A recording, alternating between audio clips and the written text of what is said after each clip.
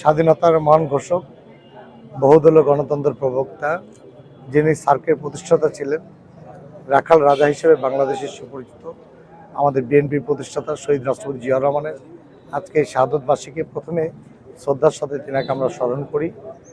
আজকের এই দিনটি আমাদের যারা জাতীয়তাবাদী দল এবং বিশেষ করে জাতীয়তাবাদের বিশ্বাসী বাংলাদেশের সকল মানুষ আমরা যারা বসবাস করি, এই জিয়াউর রহমানের অবদান বাংলাদেশে অবস্মরণীয়। তিনার রেখে যাওয়া যে 19 দফা কর্মসূচি, সেই কর্মসূচি বাস্তবায়ন আজকে যদি বাংলাদেশ তৈরি করতে পারি আমরা, তাহলে ইনশাল্লাহ যেটি মৌলিক চাহিদা আমাদের মানুষের, সেটি আশা পূরণ হবে। ইতিমধ্যে আপনারা জানেন, মাননীয় সাবেক প্রধানমন্ত্রী প্রয়াত মরহুমা বেগম খালেদা জিয়া, তিনি কিন্তু এই বাংলাদেশের নারীদের জন্য এবং বাংলাদেশের মানুষের জন্য দীর্ঘ সংগ্রাম আন্দোলন করে ভোটার অধিকার প্রতিষ্ঠিত করেছিলেন।